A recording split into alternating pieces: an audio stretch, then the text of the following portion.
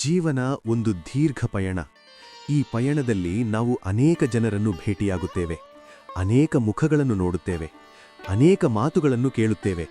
ಆದರೆ ಎಲ್ಲ ಮುಖಗಳು ನಿಜವಲ್ಲ, ಎಲ್ಲ ಮಾತುಗಳು ಶುದ್ಧವಲ್ಲ. ಹೊರಗೆ ಕಾಣಿಸುವ ನಗುಗಳ ಹಿಂದೆ ಅಡಗಿರುವ ಉದ್ದೇಶಗಳನ್ನು ಗುರುತಿಸುವಷ್ಟು ಜಾಗೃತತೆ ನಮ್ಮಲ್ಲಿ ಇಲ್ಲದಿದ್ದರೆ ನಾವು ಅಚಾನಕ್ ಮೋಸದ ಬಲಿಯಾಗುತ್ತೇವೆ. ಮೋಸವೆಂದರೆ ಯಾರಾದರೂ ಹಣ ಕಸಿಯುವುದಷ್ಟೇ ಅಲ್ಲ, ನಮ್ಮ ಸಮಯ, ನಮ್ಮ ಶಾಂತಿ, ನಮ್ಮ ಕನಸು, ನಮ್ಮ ಆತ್ಮವಿಶ್ವಾಸ ಎಲ್ಲವನ್ನೂ ನಿಧಾನವಾಗಿ ಕಸಿದುಕೊಳ್ಳುವ ಪ್ರಕ್ರಿಯೆಯೇ ಮೋಸ. ಬಹಳ ಜನರು ತಮ್ಮ ಬದುಕಿನ ನೋವಿಗೆ ಕಾರಣ ಹುಡುಕುತ್ತಾ ಇರುತ್ತಾರೆ. ನಾನು ಯಾರಿಗೂ ಕೆಟ್ಟದನ್ನು ಮಾಡಿಲ್ಲ, ಆದರೂ ನನಗೇ ಯಾಕೆ ಇಷ್ಟು ನೋವು ಎಂದು ಪ್ರಶ್ನಿಸುತ್ತಾರೆ. ಆದರೆ ಬಹುಶಃ ಅವರು ತಪ್ಪು ಮಾಡಿದ್ದು ದುಷ್ಟರಾಗಿರುವುದಲ್ಲ, ಅತಿಯಾದ ತೆರೆಯುವಿಕೆಯನ್ನು ತೋರಿಸಿರುವುದು. ಪ್ರತಿಯೊಂದನ್ನೂ ಎಲ್ಲರ ಮುಂದೆ ಹೇಳಿಬಿಡುವ ಸತ್ಯವಂತಿಕೆ, ಪ್ರತಿಯೊಬ್ಬರನ್ನೂ ನಮ್ಮವರೇ ಎಂದು ನಂಬುವ ಸರಳತೆ, ಇವು ಸದ್ಗುಣಗಳಂತೆ ಕಾಣಿಸಿದರೂ ಜಾಗ್ರತೆ ಇಲ್ಲದಿದ್ದರೆ ಅವೇ ನಮ್ಮ ದುರ್ಬಲತೆಯಾಗುತ್ತವೆ. ನಮ್ಮ ಸಂಸ್ಕೃತಿ ಬಹಳ ಸುಂದರವಾದ ಒಂದು ಮಾತು ಹೇಳುತ್ತದೆ: ಮೌನಂ ಪರಮಂ ಭೂಷಣಂ. ಮೌನ ಅಲಂಕಾರ. ಎಲ್ಲವನ್ನೂ ಹೇಳದೇ ಇರುವುದೇ ಜ್ಞಾನ, ಎಲ್ಲವನ್ನೂ ಹಂಚಿಕೊಳ್ಳದೇ ಇರುವುದೇ ರಕ್ಷಣೆ. ಜೀವನದಲ್ಲಿ ನಾವು ಸಾಧಿಸುವ ಪ್ರತಿಯೊಂದು ಹಂತದಲ್ಲೂ ನಮಗೆ ಸಿಗುವ ಪ್ರತಿಯೊಂದು ಪಾಠವೂ ಒಂದೇ ಮಾತನ್ನು ಪುನರಾವರ್ತಿಸುತ್ತದೆ: ಎಲ್ಲಾ ಸತ್ಯಗಳು ಸಾರ್ವಜನಿಕವಾಗಿರಬಾರದು. ನೀವು ಯಾರು ಎಂಬುದು, ನೀವು ಏನಾಗಬೇಕೆಂದು ಕನಸು ಕಾಣುತ್ತಿದ್ದೀರಿ ಎಂಬುದು, ನಿಮ್ಮ ಒಳಗಿನ ಭಯಗಳು, ನಿಮ್ಮ ದುರ್ಬಲ ಕ್ಷಣಗಳು ಇವೆಲ್ಲವೂ ಬಹುಮೌಲ್ಯವಾದ ರಹಸ್ಯಗಳು. ಇವುಗಳನ್ನು ಯಾರಿಗೆ ಬೇಕಾದರೂ ಬಿಚ್ಚಿಟ್ಟರೆ ಅವರು ಅದನ್ನು ನಿಮ್ಮ ಬೆನ್ನಿಗೆ ಚೂರಿಯಂತೆ ಬಳಸಬಹುದು. ಲೋಕ ಬಹಳ ಸ್ಪರ್ಧಾತ್ಮಕವಾಗಿದೆ. ಇಲ್ಲಿ ಎಲ್ಲರೂ ನಿಮ್ಮ ಯಶಸ್ಸನ್ನು ನೋಡಲು ಇಚ್ಛಿಸುವುದಿಲ್ಲ. ಕೆಲವರು ನಿಮ್ಮ ಬೆಳವಣಿಗೆಯನ್ನು ತಾಳಲಾರರು, ಕೆಲವರು ನಿಮ್ಮ ನಗುವಿನ ಹಿಂದಿನ ಶಕ್ತಿಯನ್ನು ಕುಗ್ಗಿಸಲು ಯತ್ನಿಸುತ್ತಾರೆ. ನಮ್ಮ ಜೀವನವನ್ನು ಒಂದು ದೀಪದಂತೆ ಕಲ್ಪಿಸಿಕೊಳ್ಳಿ. ದೀಪ ಬೆಳಗಬೇಕು, ಆದರೆ ಬಿರುಗಾಳಿ ಬೀಸುವ ಸ್ಥಳದಲ್ಲಿ ಅಲ್ಲ.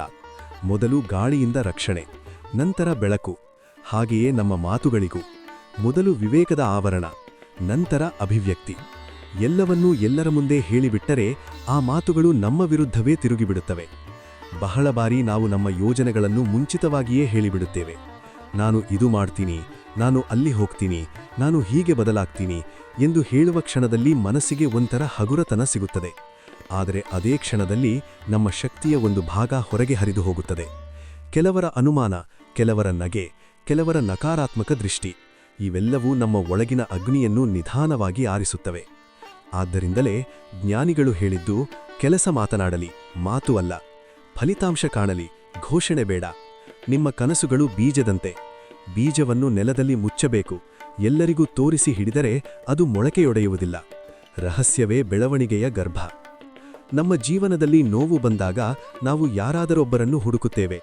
ನಮ್ಮ ಹೃದಯದ ಭಾರವನ್ನು ಇಳಿಸಿಕೊಳ್ಳಲು ಯಾರಾದರೂ ಬೇಕು. ಆದರೆ ಪ್ರತಿಯೊಬ್ಬರೂ ನಮ್ಮ ನೋವಿಗೆ ಔಷಧಿಯಾಗಲಾರರು. ಕೆಲವರು ನಮ್ಮ ಕಣ್ಣೀರಿಗೆ ಸಹಾನುಭೂತಿ ತೋರಿಸುವಂತೆ ನಟಿಸಿ ಅದನ್ನೇ ನಮ್ಮ ವಿರುದ್ಧ ಬಳಸುತ್ತಾರೆ. ನಿಮ್ಮ ದುಃಖ, ನಿಮ್ಮ ವಿಫಲತೆ, ನಿಮ್ಮ ಆತಂಕ ಇವೆಲ್ಲವೂ ಎಲ್ಲರ ಮುಂದೆ ಹೇಳಬೇಕಾದ ವಿಷಯಗಳಲ್ಲ. ಆಯ್ದವರೊಂದಿಗೆ ಮಾತ್ರ, ಅರ್ಥ ಮಾಡಿಕೊಳ್ಳುವವರೊಂದಿಗೆ ಮಾತ್ರ. ನಮ್ಮ ಸಂಸ್ಕಾರ, ನಮ್ಮ ಕುಟುಂಬದ ಒಳಗಿನ ವಿಷಯಗಳು, ನಮ್ಮ ಹಣಕಾಸಿನ ಸ್ಥಿತಿ ಇವುಗಳು ಹೊರಗಿನ ಚರ್ಚೆಯ ವಿಷಯಗಳಾಗಬಾರದು. ಹಣದ ಬಗ್ಗೆ ಅತಿಯಾಗಿ ಮಾತನಾಡಿದರೆ ಅಸೂಯೆ ಹುಟ್ಟುತ್ತದೆ. ಅಸೂಯೆಯಿಂದ ದೂರವಿರಲು ಮೌನವೇ ಉತ್ತಮ ಕವಚ. ನಿಮ್ಮ ಬಳಿ ಏನಿದೆ, ಏನೂ ಇಲ್ಲ, ಅದು ನಿಮ್ಮ ಮತ್ತು ನಿಮ್ಮ ಮನೆಯ ನಡುವಿನ ಸಂಭಾಷಣೆಯಾಗಲಿ. ಮೋಸಗಾರರು ಸದಾ ಮಾತಿನ ಮೂಲಕ ಪ್ರವೇಶಿಸುತ್ತಾರೆ. ಅವರು ನಿಮ್ಮ ನಂಬಿಕೆಯನ್ನು ಗೆದ್ದುತ್ತಾರೆ, ನಿಮ್ಮ ರಹಸ್ಯಗಳನ್ನು ಕೇಳುತ್ತಾರೆ, ನಂತರ ಅದನ್ನೇ ತಮ್ಮ ಲಾಭಕ್ಕೆ ತಿರುಗಿಸುತ್ತಾರೆ. ಅವರು ಶತ್ರುಗಳಂತೆ ಬರುವುದಿಲ್ಲ, ಸ್ನೇಹಿತರಂತೆ ಬರುತ್ತಾರೆ. ಆದ್ದರಿಂದಲೇ ವಿವೇಕ ಅತ್ಯಗತ್ಯ. ಎಲ್ಲರೊಂದಿಗೆ ಸೌಜನ್ಯವಿರಲಿ, ಆದರೆ ಎಲ್ಲರೊಂದಿಗೂ ಆತ್ಮವಿಶ್ವಾಸ ಹಂಚಿಕೊಳ್ಳಬೇಡಿ. ಜೀವನದಲ್ಲಿ ನಾವು ಕಲಿಯಬೇಕಾದ ದೊಡ್ಡ ಪಾಠವೆಂದರೆ ನಮ್ಮೊಳಗೆ ಒಂದು ಪವಿತ್ರ ಕೊಠಡಿ ಇರಬೇಕು.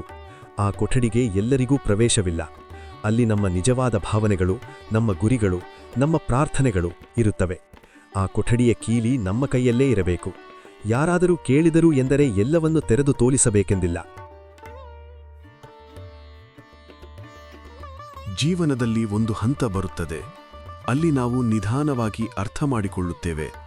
ಎಲ್ಲವನ್ನೂ ಹೇಳಿಬಿಟ್ಟರೆ ಹಗುರಾಗುವುದಿಲ್ಲ, ಕೆಲವೊಮ್ಮೆ ಇನ್ನಷ್ಟು ಭಾರವಾಗುತ್ತದೆ. ಯಾಕೆಂದರೆ ಮಾತು ಹೊರಗೆ ಹೋದ ಮೇಲೆ ಅದು ನಮ್ಮ ನಿಯಂತ್ರಣದಲ್ಲಿರದು. ಅದು ಯಾರ ಕಿವಿಯಲ್ಲಿ ಹೇಗೆ ತಿರುಗುತ್ತದೆ, ಯಾರ ಮನಸ್ಸಿನಲ್ಲಿ ಯಾವ ಅರ್ಥವನ್ನು ತರುತ್ತದೆ, ಯಾರ ಒಳಗಿನ ಯಾವ ದುರುದ್ದೇಶವನ್ನು ಎಚ್ಚರಿಸುತ್ತದೆ ಅದು ನಮಗೆ ಗೊತ್ತಿರುವುದಿಲ್ಲ. ಆದ್ದರಿಂದಲೇ ಜ್ಞಾನವು ಮಾತಿಗಿಂತ ಮೌನವನ್ನು ಹೆಚ್ಚು ಗೌರವಿಸುತ್ತದೆ. ಮೊದಲನೆಯದಾಗಿ, ನಮ್ಮ ಭವಿಷ್ಯದ ಯೋಜನೆಗಳು. ನಾವು ಕನಸು ಕಾಣುವುದು ಸಹಜ.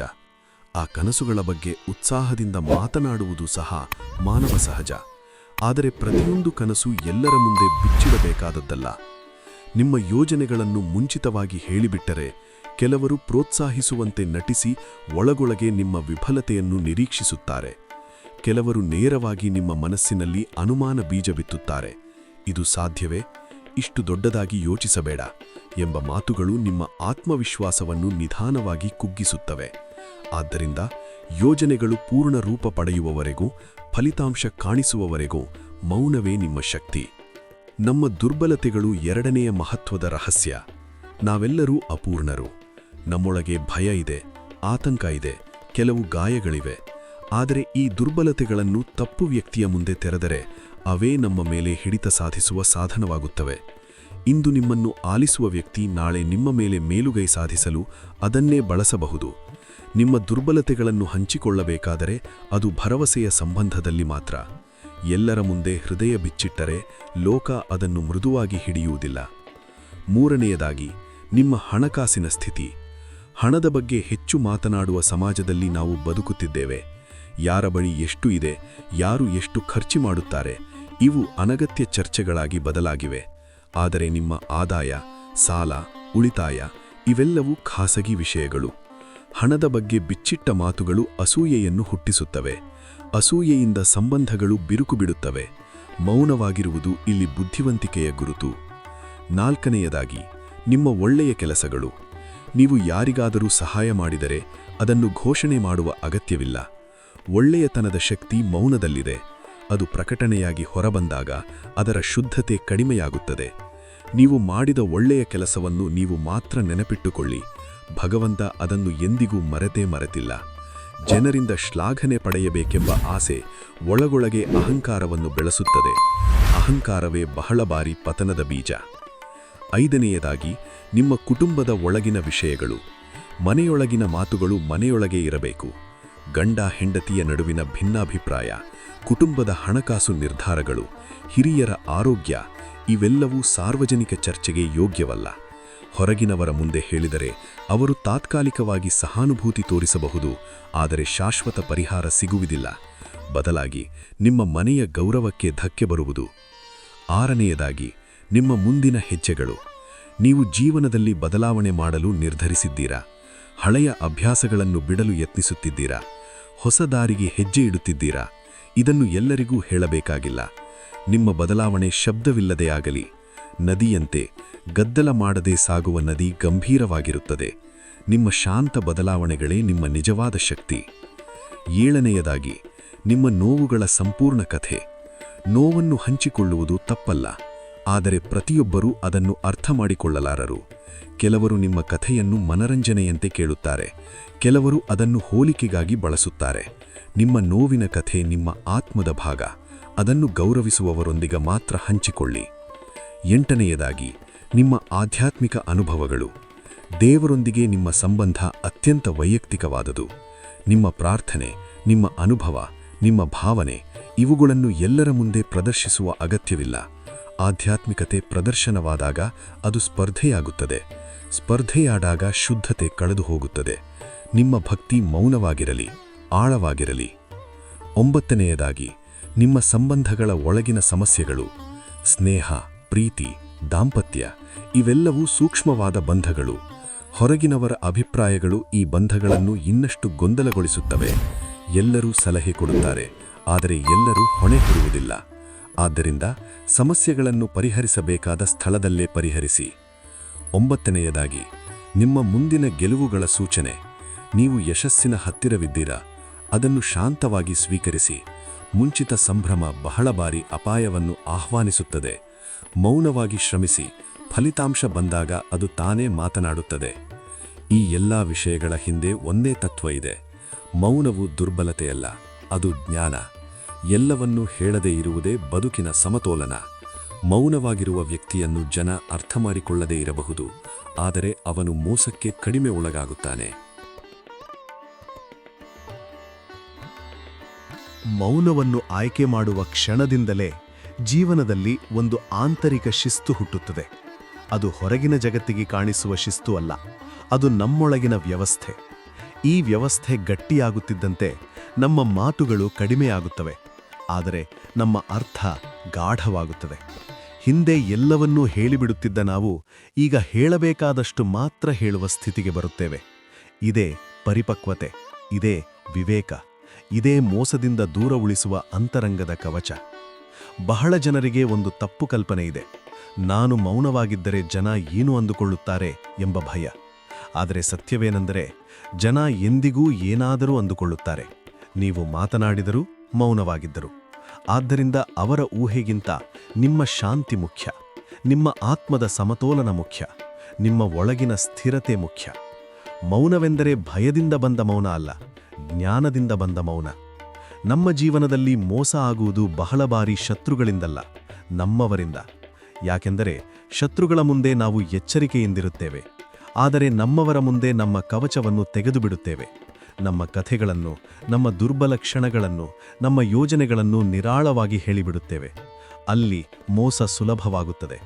ಆದ್ದರಿಂದಲೇ ಜ್ಞಾನಿಗಳು ಹೇಳಿದ್ದು, ಎಲ್ಲರೊಂದಿಗೂ ಪ್ರೀತಿ ಇರಲಿ, ಆದರೆ ಎಲ್ಲರ ಮುಂದೆ ಆತ್ಮ ಬಿಚ್ಚಿಡಬೇಡಿ. ನೀವು ನಿಮ್ಮ ಜೀವನವನ್ನು ಒಂದು ರಾಜನಂತೆ ನಡೆಸಬೇಕು. ರಾಜನು ತನ್ನ ರಾಜ್ಯದ ಪ್ರತಿಯೊಂದು ತಂತ್ರವನ್ನು ಎಲ್ಲರಿಗೂ ಹೇಳುವುದಿಲ್ಲ.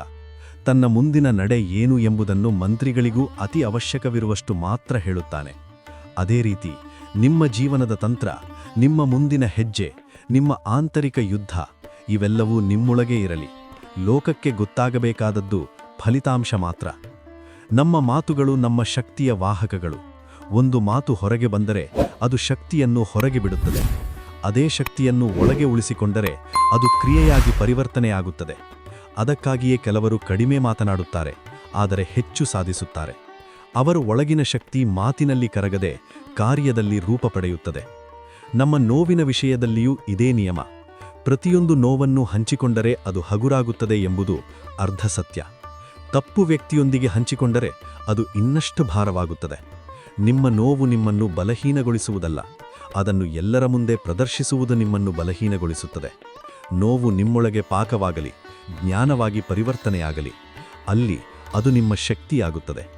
ಮೌನವಾಗಿ ಇರುವ ವ್ಯಕ್ತಿಯ ಜೀವನದಲ್ಲಿ ಒಂದು ವಿಶಿಷ್ಟ ಶಾಂತಿ ಇರುತ್ತದೆ. ಅವನು ಕಡಿಮೆ ವಿವಾದಗಳಲ್ಲಿ ಸಿಲುಕುತ್ತಾನೆ, ಕಡಿಮೆ ತಪ್ಪು ಅರ್ಥಗಳಿಗೆ ಗುರಿಯಾಗುತ್ತಾನೆ, ಕಡಿಮೆ ಜನರಿಗೆ ತನ್ನ ಬಗ್ಗೆ ವಿವರ ಕೊಡುತ್ತಾನೆ. ಅದರಿಂದ ಅವನ ಶಕ್ತಿ ವ್ಯರ್ಥವಾಗುವುದಿಲ್ಲ. ಈ ಶಾಂತಿಯೇ ಮೋಸದಿಂದ ದೂರ ಉಳಿಸುವ ಪ್ರಮುಖ ಅಂಶ. ನಮ್ಮ ಆಧ್ಯಾತ್ಮಿಕ ಪಯಣದಲ್ಲಿಯೂ ರಹಸ್ಯ ಬಹಳ ಮುಖ್ಯ. ನಿಮ್ಮ ಒಳಗಿನ ದೇವರ ಅನುಭವ, ನಿಮ್ಮ ಧ್ಯಾನ, ನಿಮ್ಮ ಪ್ರಾರ್ಥನೆ ಇವೆಲ್ಲವೂ ನಿಮ್ಮ ಮತ್ತು ಆ ಪರಮಶಕ್ತಿಯ ನಡುವಿನ ಸಂಭಾಷಣೆ. ಅದನ್ನು ಎಲ್ಲರ ಮುಂದೆ ಹೇಳಬೇಕೆಂದಿಲ್ಲ. ಮೌನ ಭಕ್ತಿ ಗಟ್ಟಿಯಾಗಿರುತ್ತದೆ, ಶಬ್ದ ಭಕ್ತಿ ಬಹಳ ಬಾರಿ ಅಸ್ಥಿರವಾಗಿರುತ್ತದೆ. ಮೌನದಲ್ಲಿ ಬೆಳೆದ ಭಕ್ತಿ ಸಂಕಷ್ಟದ ಸಮಯದಲ್ಲಿ ನಿಮ್ಮನ್ನು ಕೈಬಿಡುವುದಿಲ್ಲ. ನಮ್ಮ ಯಶಸ್ಸಿನ ದಾರಿಯಲ್ಲೂ ಮೌನ ಅಗತ್ಯ. ಯಶಸ್ಸಿನ ಹತ್ತಿರದಲ್ಲಿರುವಾಗ ಹೆಚ್ಚು ಜನರಿಗೆ ಗೊತ್ತಾದರೆ ಹೆಚ್ಚು ದೃಷ್ಟಿಗಳು ಬೀಳುತ್ತವೆ. ಪ್ರತಿಯೊಂದು ದೃಷ್ಟಿಯೂ ಶುಭವಾಗಿರಬೇಕೆಂದಿಲ್ಲ. ಕೆಲ ದೃಷ್ಟಿಗಳು ಅಸೂಯೆಯದು, ಕೆಲ ದೃಷ್ಟಿಗಳು ಸಂಶಯದದು. ಮೌನವಾಗಿ ಶ್ರಮಿಸಿ, ಸಮಯ ಬಂದಾಗ ನಿಮ್ಮ ಫಲಿತಾಂಶವೇ ನಿಮ್ಮ ಪರಿಚಯವಾಗಲಿ. ಮೌನವನ್ನು ಕಲಿಯುವುದು ಸುಲಭವಲ್ಲ. ಆರಂಭದಲ್ಲಿ ಅದು ಅಸಹಜವಾಗಿ ಅನ್ನಿಸುತ್ತದೆ. ನಾನು ಯಾಕೆ ಹೇಳಬಾರದು ಎಂಬ ಪ್ರಶ್ನೆ ಬರುತ್ತದೆ. ಆದರೆ ಕಾಲಕ್ರಮೇಣ ಮೌನದ ಮೌಲ್ಯ ತಿಳಿಯುತ್ತದೆ. ನೀವು ಹೇಳದೇ ಉಳಿಸಿದ ಮಾತುಗಳು ನಿಮ್ಮನ್ನು ಎಷ್ಟು ಸಮಸ್ಯೆಗಳಿಂದ ದೂರವಿಟ್ಟಿವೆ ಎಂಬುದು ಅರ್ಥವಾಗುತ್ತದೆ. ಅಲ್ಲಿ ನೀವು ನಿಮ್ಮೊಳಗೆ ಒಂದು ಹೊಸ ಗೌರವವನ್ನು ಕಂಡುಕೊಳ್ಳುತ್ತೀರಿ. ಮೌನ ಎಂದರೆ ದೂರವಾಗುವುದಲ್ಲ, ಅದು ಅಂತರ ಕಾಯ್ದುಕೊಳ್ಳುವುದು. ಎಲ್ಲರೊಂದಿಗೆ ಸ್ನೇಹ ಇರಲಿ, ಆದರೆ ನಿಮ್ಮ ಆತ್ಮದ ಕೇಂದ್ರಕ್ಕೆ ಎಲ್ಲರಿಗೂ ಪ್ರವೇಶ ಕೊಡಬೇಡಿ. ಆ ಕೇಂದ್ರದಲ್ಲಿ ನಿಮ್ಮ ಗುರಿ, ನಿಮ್ಮ ಶಕ್ತಿ, ನಿಮ್ಮ ಭರವಸೆ ಇರುತ್ತದೆ. ಅದನ್ನು ರಕ್ಷಿಸುವ ಜವಾಬ್ದಾರಿ ನಿಮ್ಮದು. ಮೌನವನ್ನು ಜೀವನದ ಭಾಗವನ್ನಾಗಿ ಮಾಡಿಕೊಂಡಾಗ ನಮ್ಮೊಳಗೆ ಒಂದು ನಿಶ್ಚಲ ಶಕ್ತಿ ಹುಟ್ಟುತ್ತದೆ. ಅದು ಕೂಗುವ ಶಕ್ತಿಯಲ್ಲ, ಪ್ರದರ್ಶನ ಮಾಡುವ ಶಕ್ತಿಯಲ್ಲ, ಅದು ಶಾಂತವಾಗಿ ಎಲ್ಲವನ್ನೂ ತಡೆದುಕೊಳ್ಳುವ ಶಕ್ತಿ. ಈ ಶಕ್ತಿ ಇದ್ದಾಗ ಹೊರಗಿನ ಲೋಕದ ಮಾತುಗಳು ನಮ್ಮನ್ನು ಸುಲಭವಾಗಿ ಅಲುಗಾಡಿಸಲಾರವು. ಯಾಕೆಂದರೆ ನಾವು ಹೇಳದೆ ಉಳಿಸಿದ ಸತ್ಯಗಳು ನಮ್ಮನ್ನು ಒಳಗಿನಿಂದ ಕಟ್ಟಿಹಿಡಿದಿರುತ್ತವೆ. ಜೀವನದಲ್ಲಿ ಆತ್ಮವಿಶ್ವಾಸ ಎಂಬುದು ಬಹಳ ಸೂಕ್ಷ್ಮವಾದ ಅಂಶ.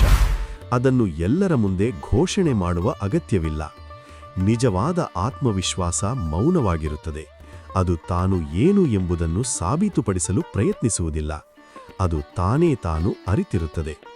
ನೀವು ಎಲ್ಲವನ್ನೂ ಹೇಳದೇ ಇರುವ ಅಭ್ಯಾಸ ಬೆಳೆಸಿಕೊಂಡಾಗ ನಿಮ್ಮ ಆತ್ಮವಿಶ್ವಾಸ ಇತರರ ಅಭಿಪ್ರಾಯಗಳ ಮೇಲೆ ಅವಲಂಬಿತವಾಗುವುದಿಲ್ಲ.